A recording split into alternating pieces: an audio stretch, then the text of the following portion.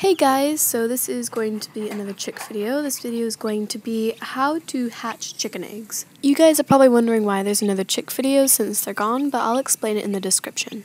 So there are many important factors to consider when hatching chicken eggs. These factors can generally be divided into three categories: choosing the right eggs, selecting an incubator, and maintaining proper incubating conditions. So first off, you're going to need your chicken eggs. You can order chicken eggs from online, or you can go to a place somewhere near you. During shipping, usually at least one of the eggs cracks, so you have to expect that. You also want to make sure that you order the right type of egg. If you live in a place that snows, you're going to need different chickens, so you're going to need to look that up. If you're going to go to a place where you can pick out the individual eggs, you first need to consider the chickens that were responsible for fertilizing and laying the eggs. Make sure that they're healthy adults that have a high fertility percentage, were not disturbed during mating season, were fed a good diet, and are not related to each other. Next, you need to examine the eggs. They should be of a regular shape and size, but make sure that some eggs are a lot bigger for some chickens, and some eggs are a lot smaller depending on what type of chicken they are, so you need to research that too. Make sure that the egg shells don't have any holes or cracks, because such damage can encourage disease organisms to penetrate the egg. With the same concern in mind, you should not wash or wipe the egg, as you can remove the egg's natural protective coating that guards against such organisms. So the next thing that you're going to think about is what incubator you're going to use. An incubator keeps the eggs uniformly warm and moist, as it would be under a hen's tummy. If you're going to buy one, there are lots of options depending on capacity, features such as auto-turning and such, and your budget. Now there are two main different incubators, and then there's one other incubator, which I'll explain later, but the first incubator is the force air incubators. They're large, they have a fan, hatch a large number of eggs, and require little attention. Then the still air incubators are small, have no fan, hatch a smaller number of chicken eggs, and require more attention. And the last incubator would be setting hens, which require little attention. They would basically take over the role of the mother. They do all of the work themselves and are essentially an incubator and brooder. However, setting can take its toll on a hen. Make sure she stretches and eats occasionally. Before you put your eggs in your incubator, make sure to plug it in and make sure that the temperature and humidity is set. Use a thermometer and a hygrometer, which measures humidity in your incubator. Hygrometers can be purchased quite cheaply at a cigar shop, Radio Shack, and Walmart. The temperature should be 100 degrees Fahrenheit for forced air incubators and 102 degrees Fahrenheit for still air incubators. Check the temperature by placing the hatching thermometer at the same height as the top of the eggs would be. The heat source should be adjusted if needed. Also, thermometers do go bad, so you need to make sure that you have a spare thermometer that's good. Humidity, you can kind of slip by with it and not have it exactly right, like the temperature, but make sure that the temperature is exactly right, because if you have bad humidity and bad temperature, your eggs will not hatch. Now, many sites say different things, but what they all tend to stay around is 50 to 60% from day 1 to day 18, so I would go with 55% humidity, and then it should increase from 65% to 80%, but I would stay around 70% or 75% humidity if I were you. But you want to stay around there from day 18 to day 21, because once chicken eggs start to become incubated or are set by a hen, they hatch within 21 days, give or take a couple of days. The next thing is fertility and candling. Naturally fertilized eggs rarely have 100% of the eggs hatched. It may vary from 55% to 95% with the condition, type of birds, and season. You might be safe to expect around 50 to 75% of the fertile eggs to hatch. Eggs that aren't fertile, or if the incubator conditions are too far off, won't hatch. The fertility of eggs can't be determined before incubating them. After around 2 to 3 days, white-shelled eggs may be candled to see if embryos have developed.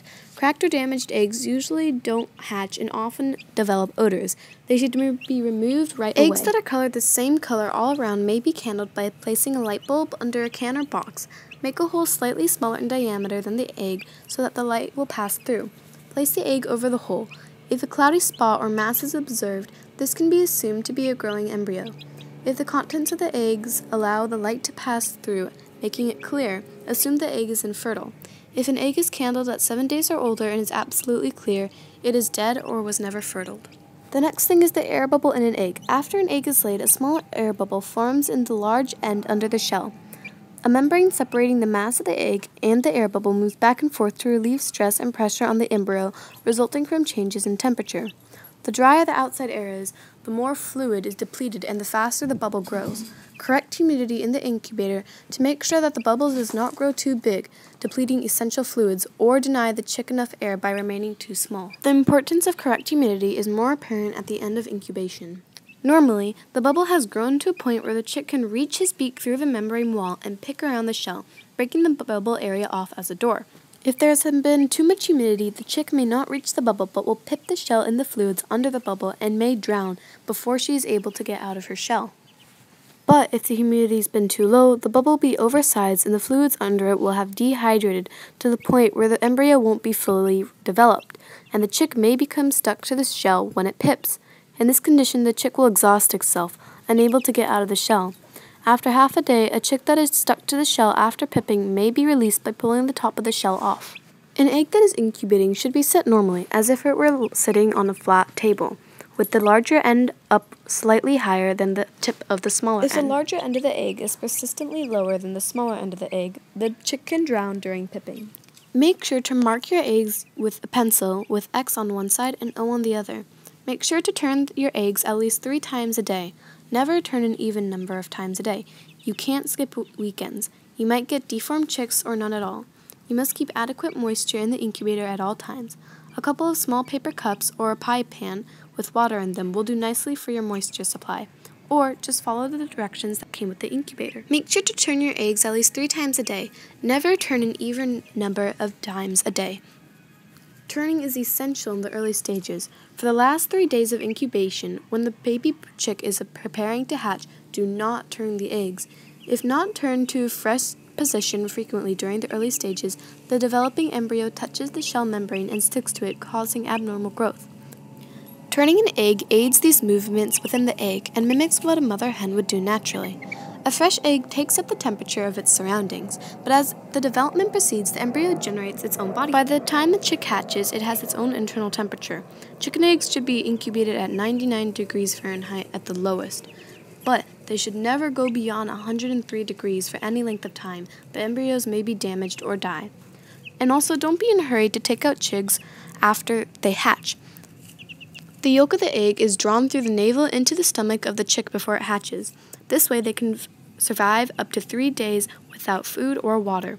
That provided enough nourishment for the transitional period from the time the chick hatches, fluffs out, gains strength, and becomes active enough to go out and seek food. Chicks grow and develop in the incubator before they get any food.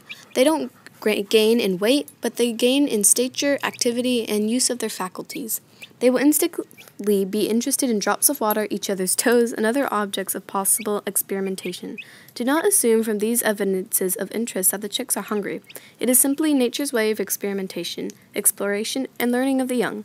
In general, chicks are taken from the incubator after 24 hours. No harm is done if they are not taken out for 48 hours after they hatch. Feed and water must be available at all times from the time they are out of the incubator. Don't measure daily rations, and don't let feed or water run out. Baby chicks always have a problem with drowning within the first week after they hatch. If they can, the birds will drown themselves. The urge to get into water is thought to be related to the fact that the birds are fresh out of the fluids of their natural environment. The younger the bird is, the stronger the urge to throw herself completely into any water that is available. After a few days, certainly a week, this instinctive compulsion to go into water disappears.